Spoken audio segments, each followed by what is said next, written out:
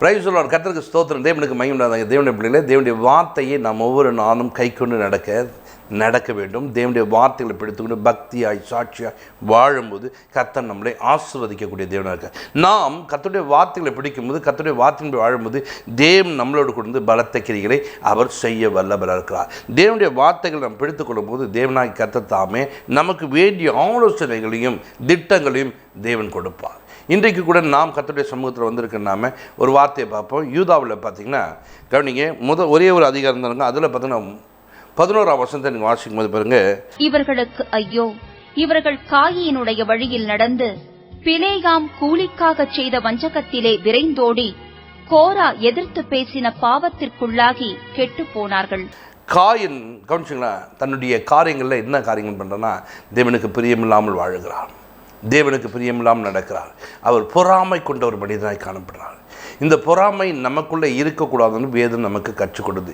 இன்றைக்கி அநேகர் பாருங்கள், இந்த காயினுடைய வழியிலே நடக்கிறவர்களாய் நாம் காணப்படக்கூடாது.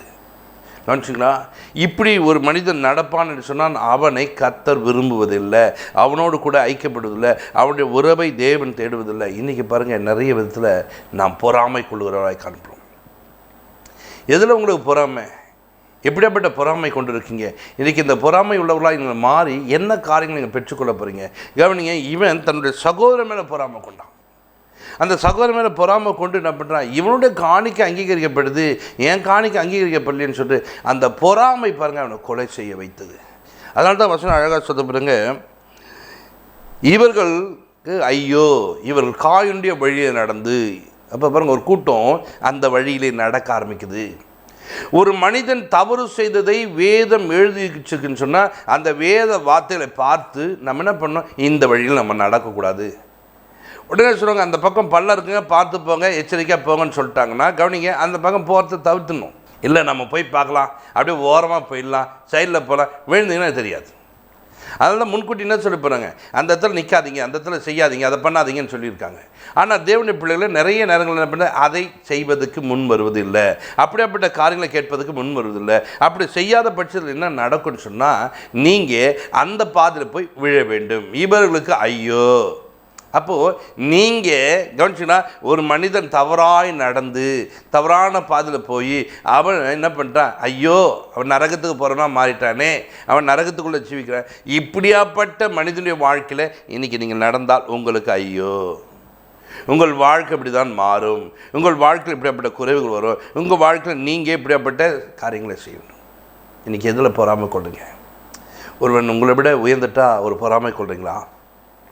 உங்கள் வீட்டு எதிர்க்க இருக்கிறவர்கள் கார் வாங்கிட்டோன்னா பாருங்கள், அவங்க வாங்கிட்டாங்க, பக்கத்து வீட்டில் வாங்கிட்டாங்க, நம்ம பண்ணல பாருங்கள். பொறாமை கொள்றீங்களா? பொறாமை கொண்டு நீங்கள் வாங்குவீங்கன்னா நீங்கள் கடன்காரனாக மாறுவீங்க. பொறாமை கொண்டு ஒரு வீட்டை கட்டுங்க, அவங்க வீட்டை கட்டிட்டாங்க, நம்ம வீடை கட்டலைங்க, பாருங்கள் அவங்க அண்ணெல்லாம் கட்டிட்டாங்க, உங்கள் தம்பியெல்லாம் கட்டிட்டாங்க எப்படின்னு சொல்லி நீங்கள் செய்வீங்கன்னு சொன்னால் நீங்கள் அந்த பொறாமை கொண்டு செய்வதனால நீங்கள் கடன்காரராய் மாறுவீர்கள்.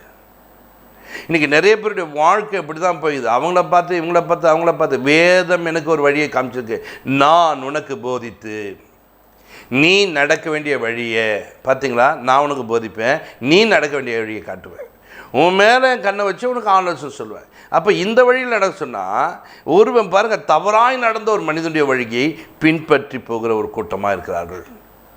நான் கூட அவனை விட மாட்டேங்க, அவனை கொண்டுடுவாங்க.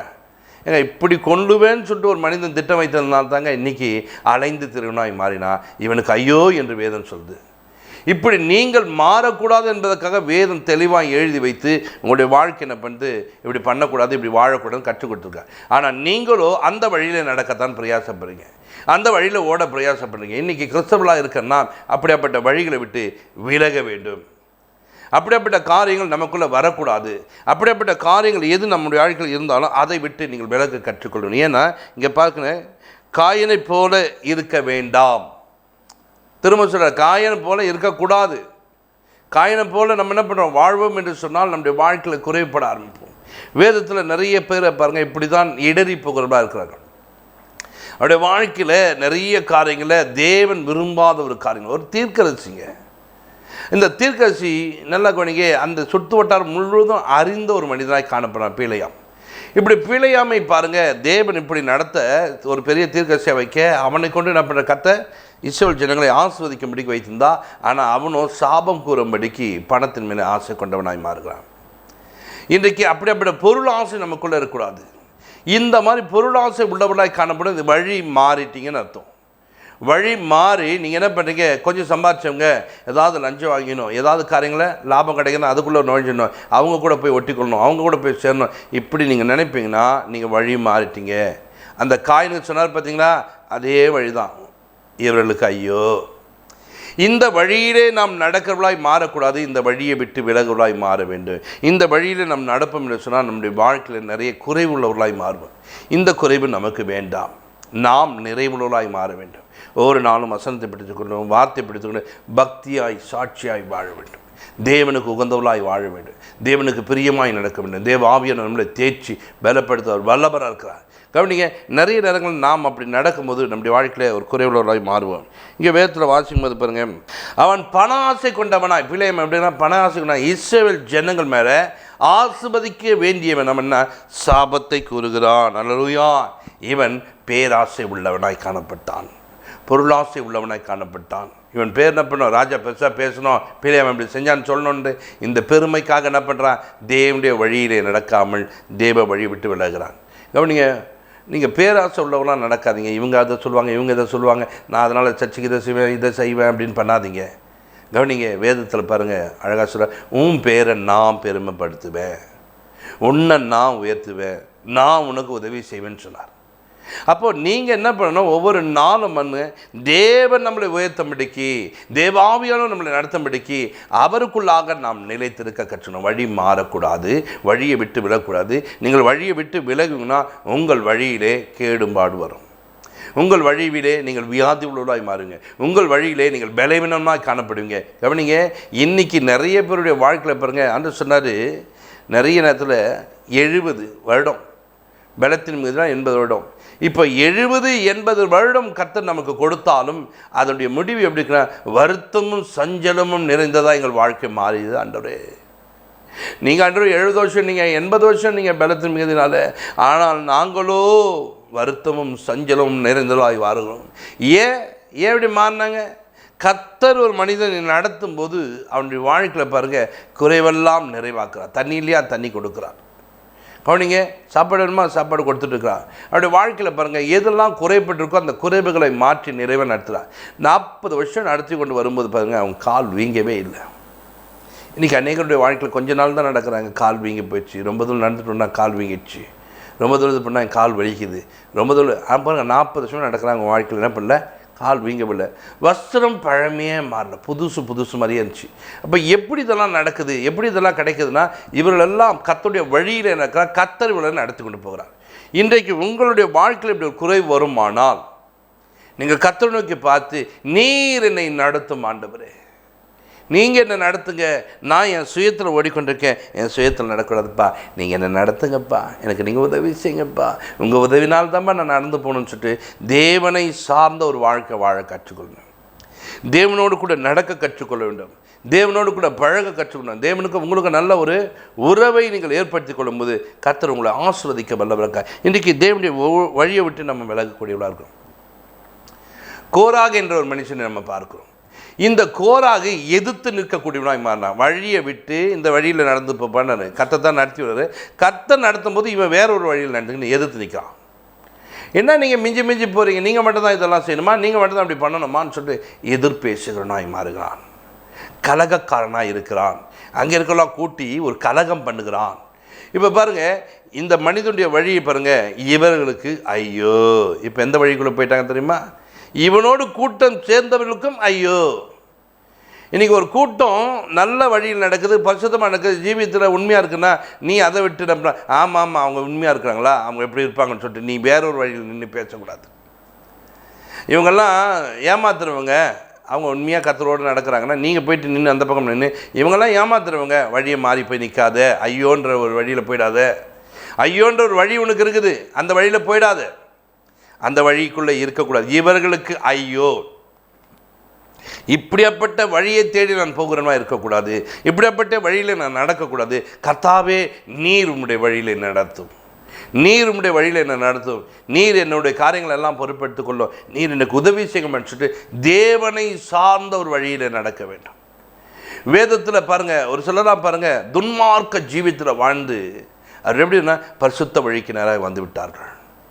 நீங்கள் வேதத்தில் நிறைய பேரை பார்க்கலாம். அப்படிப்பட்ட ஒரு வாழ்க்கை வாழ்ந்தவர்களுடைய வாழ்க்கையில் பாருங்கள், இன்றைக்கு நான் பார்க்க நிறைய பேர் மனிதர்கள் பாருங்கள், அப்படிலாம் சுத்தமாக வாழ்ந்தையா, இன்றைக்கி கர்த்தருடைய வழியில் நடக்கிறையா, கர்த்தரை நடத்துகிற இன்றைக்கி ஒரு பெரிய பரிசுத்தவான போல காணப்படுறார்கள். பெரிய சந்தோஷம். தேவன் அவர்களை உயர்த்தி வைத்திருக்கிறார். வேதத்தில் பாருங்கள், சவுல் என்ற ஒரு மனிதன் பாருங்கள், அவர் இஷ்டம் போல் நடந்தவர். அதுக்கப்புறம் பாருங்கள், தேவன் அவரை சந்திக்கும் போது தேவனுக்காக வாழ்கிற ஒரு பரிசுத்தவானாய் அப்போஸ்தலராய் காணப்பட்டார். அப்போ இவர்களெல்லாம் பாருங்கள், வழி வேறொரு வழியில் இருந்தாலும் எந்த வழிக்கு வராங்கன்னா தேவன் விரும்பக்கூடிய ஒரு வழியில் வருகிறார், தேவன் நடக்கக்கூடிய வழியில் வருகிறார். இப்போ யூதா பார்க்குறாரு. யூதா பார்த்து, ஏன் நீங்கள்லாம் வழி மாறுறீங்க, வழி மாறாதீங்க, நீங்கள் வழி மாறுகிற கூட்டம் இல்லை, நீங்கள் வழியிலே நடக்கக்கூடிய கூட்டமாக இருக்க வேண்டும், உங்கள் வழிகளை சிந்தித்து பாருங்கள்னு சொல்கிறார். பூர்வ பாதை எது, எது சரியான பாதை, எந்த பாதையில் போனால் நல்லாயிருக்கும், அதை நீ சிந்தித்து பார்த்து நீ தான் அந்த வழியில் நடக்கக்கூடியவனா மாறணும். இல்லைங்க, இந்த வழி ரொம்ப டிராஃபிக்காக இருக்குதுங்க, இந்த வழி நம்ம இந்த ஷார்ட்கட்டில் போயிடலான்னு சொல்லிட்டு என்ன பண்ணுறோம், போகிறோம். அது நடைமுறைக்கு இங்கே வேணால் இதுவாகலாம். ஆவிக்குரிய வாழ்க்கையில் மாத்திரம் இடுக்கமான வாசல் வழியே. பெர்க்மன்ஸ் பாடும்போது, ஐயா பாடும்போது என்ன சொல்கிறேன்னா, இடுக்கமான வாசல் வழியை வருந்தி நுழைய முயன்றுடுவோம். அப்போது நம்ம நிறைய நேரங்களில் பாருங்கள், இந்த பெரும்பாதை எந்த பக்கம் போதோ அதில் உள்ள நுழைய பார்க்குறோம். குறுகலான வழியிலே தேவன் நம்ம நடத்தும் போது நிறைய நேரத்தில் நெருக்க வரங்க, பாடுகள் வருங்க, நிந்தை வருங்க. அதனால தாங்க நான் அப்படி போகிறதில்ல. நான் இப்படி ஷார்ட்கட்டில் போகிற மாதிரி என்ன பண்ணுறேன், அப்படி பண்ணோன்னா ஒன்றுங்க, அப்படி வாங்கி கொடுத்தனா போதுங்க, நிறைய பணம் கிடைக்குங்க. ஓ, ஐயோன்ற ஒரு வழியில் போய் நிற்கியா, உன் வழியில் நீ எவ்வளோ சம்பாதிச்சாலும் உனக்கு ஐயோ. ஏன் அப்படி ஐயோன்னு சொல்கிறேன்னு சொன்னால், இவர்கள் காயினுடைய வழியில் நடக்கிறார்கள். இவருடைய காயினுடைய வழியில் நடக்கும் போது இவன் என்ன பண்ணுறான், இப்படியாப்பட்ட வழிகளை நடக்கக்கூடாது வேதம் அழகாய் நமக்கு சுட்டி காட்டுகிறது. இந்த நாளிலே கர்த்தருடைய சமூகத்தில் காத்திருந்த வார்த்தைகளை கேட்டுக்கொண்டிருக்க ஜனமே, உங்கள் வாழ்க்கையில் நீங்கள் ஏதாவது ஒரு காரியங்களை வழி மாறி நான் வியாதி உள்ளவனாய் பலவீனப்பட்டவனாய் மாறிவிட்டேன் என்று சொல்கிறீங்களா? இன்றைக்கி சொல்லுங்கள், ஆண்டவரே நான் அப்படி மாறிட்டேன், ஆண்டவரே எனக்கு நீங்கள் உதவி செய்யுங்க, ஆண்டவரே என்னை நீங்கள் நடத்துங்கப்பா, இங்கேருந்து என்னை ரட்சிங்கப்பா, நான் அமர்ந்து போன ஒரு சூழ்நிலைக்க என்னை உயர்த்தும் ஆண்டு, எனக்கு உதவி செய்யும் ஆண்டு தேவனத்தில் கேளுங்க. 1 யோவானில் பார்த்துக்கும் போது பார்த்தீங்கன்னா 3:12, காயினை போல இருக்க வேண்டாம். கவனிங்க, காயினை போல இருக்க வேண்டாம்னு சொல்கிறார். அது பாருங்க, அவன் பொல்லாங்கு செய்ய தன் சகோதரன் என்ன பண்ணுறான், பகைக்கக்கூடியவன், பொல்லாங்கு செய்யும்படிக்கு தன்னை உருவாக்கி கொண்டவனாய், தன்னை மாற்றி கொண்டவனாய், பார் இன்றைக்கி என்ன பண்ணுறான்பான்னு சொல்லிட்டு பாருங்கள், அதுக்காக ஒரு ஆயுதத்தை ரெடி பண்ணி கொண்டு, அதற்காக ஒரு பொருளை ரெடி பண்ணி இன்றைக்கி வீட்டுக்குள்ள சண்டை வைக்கணும்னு நீங்கள் இருக்காதீங்க. நீங்கள் அப்படி இருந்துன்னா நீங்கள் எந்த வழியில், காயினுடைய வழியில் நடக்கிறீங்க, காயினை போல் மாறுறீங்க, காயினை போல் இருக்கக்கூடாது என்று சொல்கிறான். அவன் பொல்லாங்கு நிறைந்தவனாய் காணப்பட்டான். இன்றைக்கி பாருங்கள், இவன் இப்படி பண்ணிட்டா, இன்றைக்கி ஒரு வழி ஆக்கி காட்டுன்னு சொல்லிட்டு உன் மனைவி என்ன பண்ண, அடிக்கணும், உன் கணவனை திட்டணும், உன் பிள்ளைகளை வஞ்சிக்கணும்னு சொல்லிட்டு எண்ணங்களை கொண்டு வராத. கர்த்தாவே என் பிள்ளைகள் மாறிவிட்டார்கள், என் கணவன் இப்படி மாறிவிட்டான், என் மனைவி இப்படி மாறிவிட்டான்னு தேவ சமூகத்தில் போய் உட்காரு, தேவனுடைய பாதத்தில் அமரு, என் தேவனே மாற்றும். உன்னை அடிச்சு திருத்தினார் ஆண்டவரே? இல்லையே. ஆண்டவர் என்ன பண்ண, உன்னை மீட்டெடுத்தது போல் அவர்களும் மீட்டெடுப்பார். போய் தேவ சமூகத்தில் உட்காந்து இப்படியாய் வழி மாறி போகிறாங்கப்பா, கொஞ்சம் உதவி செய்யுங்கப்பா, அப்பா நீங்கள் உதவி செய்யுங்கப்பா, உங்கள் உதவினால தானப்பா இவங்க மீட்டெடுக்க முடியும்னு சொல்லிட்டு நீங்கள் தேவ சமூகத்தை நாடி தேவனுடைய பாதத்தை அண்டிக் கொண்டு எனக்கு நீங்கள் உதவி செய்ய. உங்கள் வழிகளில் இன்றைக்கி பொல்லாங்கு காணப்படுதா, உங்கள் வழிகளில் தேவனுக்கு பிரியமில்லாத காரியங்கள் இருக்கீங்களா, இன்றைக்கி அதை மாற்றிக்கொள்ளுங்கள்.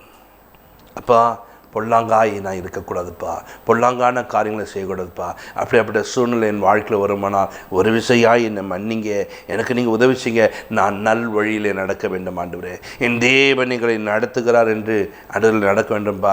அப்பா இந்த நாளில் கூட ஆண்டவரே, அப்பா நாங்கள் பிழை அமைப்போல் ஆண்டவரே, அப்பா அநீதத்தின் கூலியை வஞ்சித்து கொண்டவர்களாய் நாங்கள் மாறக்கூடாதுப்பா, பொருளாசை உடவர்களாய் பேராசை உடவர்களாய் வாழாதபடிக்கு, அப்படிப்பட்ட வழிகளை நான் நடக்கக்கூடாதபடிக்கு அன்று கோராகை போல எதிர்த்து நின்று வழி மாறி வேறொரு வழியில் நடக்காதபடிக்கு நீர் எனக்கு உதவி செய்யுங்க ஆண்டவரே. உங்களுடைய சமூகத்தில் நான் காத்திருக்கேன்னு சொல்லிட்டு தாழ்த்துவோம். கர்த்தர் பெரிய கர்த்தர் பரலோக பிதாவே, நமக்கு நாங்கள் நன்றி செலுத்துகிறோம் என்று இப்பொழுதும் தாழ்த்தி அர்ப்பணிக்கிறோம். பரிசுத்த ஆவியான தாமே, இந்த நாளில் கேட்ட வார்த்தையின் பிரகாரம் தங்கள் வழியை யாரெல்லாம் மாற்றி கொண்டார்களோ, கர்த்தாவே உம்முடைய வழியை நோக்கி பார்க்கும்போது நீர் ஆண்டவரே நடத்தும், நீர் பெரிய காரியங்களை செய்யப்போதுக்காய் நன்றி செலுத்துகிறோம். உங்கள் நாமத்துக்கே மகிமை மகிமை மகிமை மகிமை. பரிசுத்த ஆவியினுடைய ஆளுகை இந்த இடம் முழுவதும் காணப்பட எங்களை தாழ்த்தி அர்ப்பணிக்கிறோம். ஆண்டவரே நீரே வழிநடத்தும் பெரிய காட்சியும் எல்லாவற்றையும் பொறுப்பெடுத்துக்கிறோம். இயேசு கிறிஸ்துவின் ஜெபத்திற்கு நல்ல பிதாவே, ஆமென். God bless you.